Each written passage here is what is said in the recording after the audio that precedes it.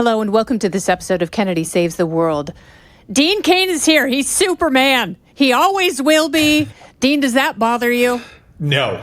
In a word, no. I mean, I've been called a lot of other words, Kennedy, and some of them were true. But when I get called, if you're going to wear a moniker for your entire life, Superman's pretty darn good. It's pretty great. Now, how do you feel about, because every few years they reboot the Superman film franchise. How do you feel about that? Is it like a fraternity? Do you go and see them on opening night? How do you feel about the life and the regeneration of the brand? Yeah, we all just get together. All the former Superman actors, we go together. We have a club. You know, we hang out in a treehouse, and then we go see the movie together. No, I think it's great that they do that. I think that the latest incarnations have been pretty dark, so I'm pretty excited for this. I love the fact that James Gunn is doing it. I think he has a great sense of humor. Certainly the first Guardians of the Galaxy, which I was a huge fan of, had a great sense of humor. So if he brings some smile and some fun to it, which I think he did, judging by the trailer, having the dog jumping around on him and then pull him out, I think it's going to have some heart. That they need to have heart with Superman. It should be a character of light and hope and wonderfulness. That's what I tried to bring to the world, Kennedy. So hopefully that's what James Gunn and David Cornsweet will bring to the world. Yeah, and you know, a lot of people didn't know. Like, I remember because your Superman was on in the 90s when I was on MTV. And all the women at MTV were like, oh, this Dean Cain. So they thought that you were just some model show pony. They didn't know that you were a professional football player. Professional football player and show pony, which is a tough combo. Resume. Yeah, I made it to the Bills. I was very lucky to get there. You know, there's a lot of politics involved, but I was happy to get there. I got injured right away. It was also right before the 4 Super Bowl in a row losses. I mean, I would have been there. So that was like, so you were a Buffalo when OJ was still good and beloved. No, OJ was already gone. This was the Jim Kelly, Thurman Thomas, Bruce Smith. No, I know, but he was still beloved. I see your point. Yes. Oh yeah. This is way before the Bronco chase and the other things that preceded that incident, for sure. And so OJ was revered. Oh, for sure. Great football player. You can't argue that, no matter what happened. But he was my stepdad was in high school in San Francisco when OJ was in high school. He was like, this guy was just a phenom. Yeah. Like we were so excited to have someone where we were from doing so well, and that's what makes the story so tragic. Really? So, you know, but we can now circle back. It's the circle of life, and here you are. Your latest film actually revolves once again around sports. Tell me everything about Little Angels. So sports have formed who I am to a huge degree, especially football. You learn teamwork, you learn camaraderie, you learn humility because you get knocked on your tail. You get knocked on your keister every other play. Someone's always bigger, faster, stronger. You depend on your teammates. So this film is kind of a little fish out of water at first. It's kind of like the Mighty Ducks. So it's like Nick Saban, arguably the greatest college football coach of all time. This guy is similar to him, and unless you coach at Auburn.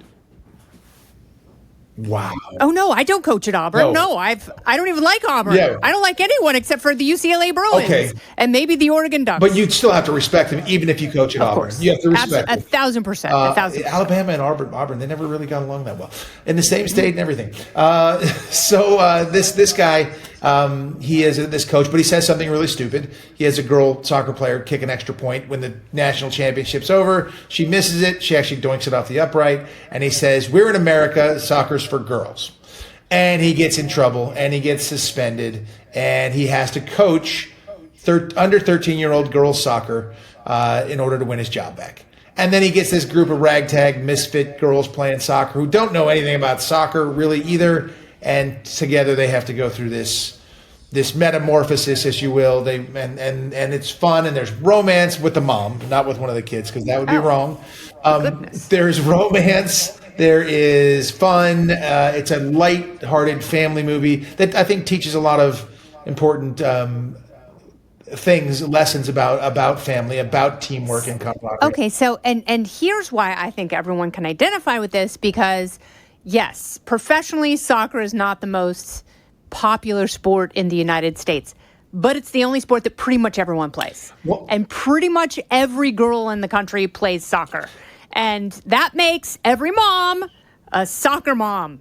And every mom who's a soccer mom right now was in love with Superman. So they're going to want to go, and they're going to want to take their friends because, I don't know how the soccer moms do it, but the gymnastics moms, we had some early morning weekend meets, and we would accidentally take mimosas to the meets and try and craftily hide them. And so, like, the gymnastics moms want to see movies about soccer moms, and they want to see one of the soccer moms score. Yes. Well said. Very well said. And I think entire families will like this. My goddaughter, my niece, they were 12 at the time, I think, 11 or 12 when they were in the movie. But I would go to their soccer games, and there'd be 5,000 girls running around playing soccer. And I look at all the families, and I thought, and I asked them, and I go, "What?" The team gets together, and they would watch a movie, the night before. I'm like, "What do you watch, like, to get you inspired and grow, team camaraderie?" And they were like Ladybugs. I'm like, that was from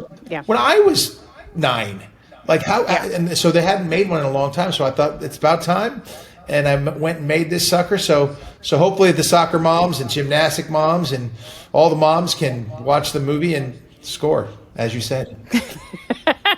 I think it's great because we all love Bad News Bears. Oh, yes, exactly. Like, we grew up watching Bad News Bears, and it was so unorthodox and amazing. But it's really funny because I think Bad News Bears is great because that is how so many Gen X kids grow up.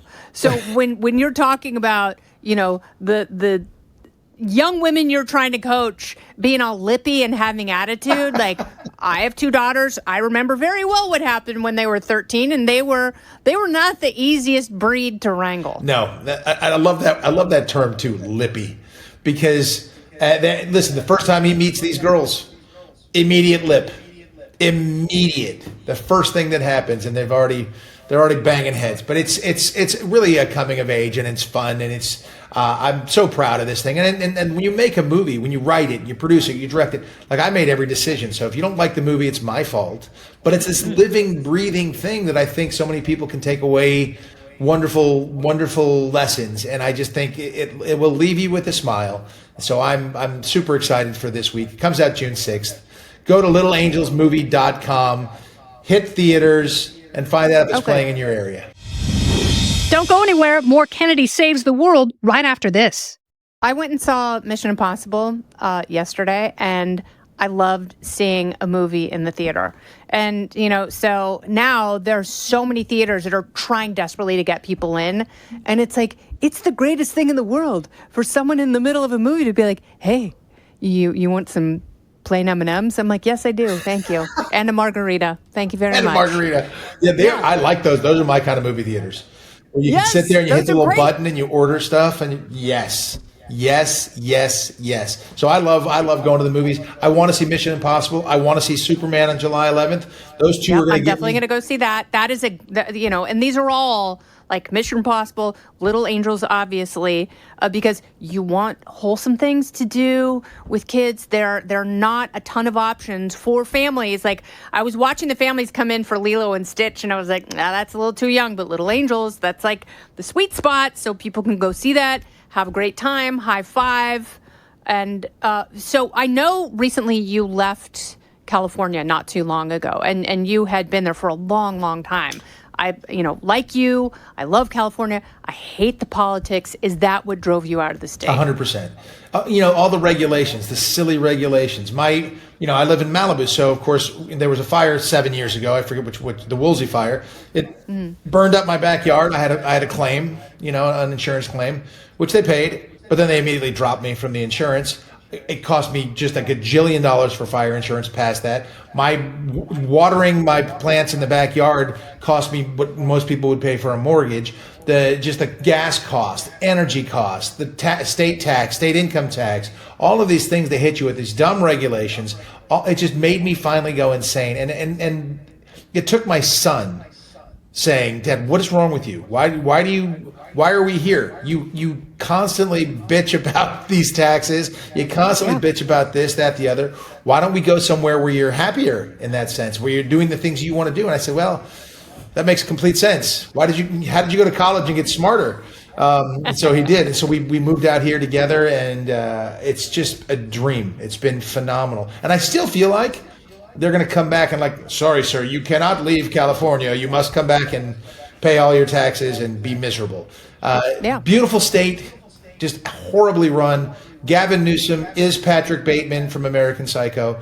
Absolutely. That is such a perfect description, because every time I see him, I think of him disliking Huey Lewis sports. I see him in that plastic thing walking down the hallway doing this thing. Yeah. Because I think he's... blood on his face. Yeah, 100%. Because I think he's this far away from being the Joker or some diabolical, DC Comics anti-hero. Not even anti-hero, just villain. Straight out villain. And Karen Bass is the most clueless... so you have to deal with this, and people who have a home in California have to deal with this. My sister's there, and I said this from the beginning. When they start trying to get permits to rebuild, they're going to run into that very bureaucracy that so many of them voted for, but have been insulated against because of their money for the longest time. And they can make these horrible policies, but they don't have to deal with any of the consequences. Well, now you're dealing with it, so I hope that state turns from blue to purple really fast. Yeah, I do too. Is your endless love, Brooke Shields, still there? She is not in California. No, she's New York. She's New York and happily married. And her birthday was she just had a birthday. She has turned a big number that I'm not going to say. I know, because I went to a big number birthday of hers 20 years ago when my oldest daughter was a newborn. And her friend is having another big birthday. And I'm like, oh, I bet Brooke Shields is having a big birthday. She got that big, it's a big number. So, but she's lovely. She's still, she was my college sweetheart. And yes, she was my endless love in college. But she's happily married with beautiful kids and a wonderful husband. And I just cheer for her all the time. And she's doing great. I love seeing her do well. I love seeing you do well. Did you ever meet OJ when you were a Bill? No, I never got to meet OJ. And when I was playing for Buffalo, it was such a short period of time. He would have had to have been at the locker, in the locker room every day. I was there for about a month and a half. And did you go to Josh Allen's wedding this weekend? I did. Josh did not invite me. I think it would have been confusing if there would have been. I think if there was more than one Superman at the location at a time, they have a problem. Because Josh Allen is about the closest thing to Superman on the field. I mean, he is unbelievable, and he is so beloved in Buffalo. It's amazing. His story is incredible. I'm rooting for those. Like, when there's a couple that gets together, a celebrity couple, and you're like, I don't care. Like, I am so rooting for those two. I feel, I wish they were here at the house. They feel like that kind of a person. Like they'd be like that sweet and wonderful. And I hope I'm right about that. But I'm so rooting for them, and I'm rooting for the Bills to bring home the Lombardi Trophy this year. I think we got a shot. He's the reigning MVP. That hasn't happened in a long time. Buffalo needs it. Oh, they need it. They deserve it. They really do. And I love the 49ers, but I have to say, seeing Buffalo win would not be the worst thing in the world, and it would be the best thing for that city. My God, do they deserve it? I think it'd be the best thing for America, because Buffalo is red, white, and blue, baby. Yeah, that's right. Bills Mafia. Dean Cain, Little Angels, go see it. It's out in moments, so go to littleangelsmovie.com. Click on theaters and find your man Dean Cain. And if it's not there, demand it. Absolutely right. And we'll get a convoy going and save the world. Get a convoy. You're saving the world one podcast at a time, and I appreciate you. I appreciate you, Superman. All right. This has been Kennedy Saves the World, along with Dean Cain. I'm Kennedy. Listen ad-free with a Fox News Podcast Plus subscription on Apple Podcasts, and Amazon Prime members can listen to this show ad-free on the Amazon Music app. Oh, go ahead and leave me a review while you're there. I'd love to hear what you have to say. You've been listening to Kennedy Saves the World on the Fox News Podcast Network.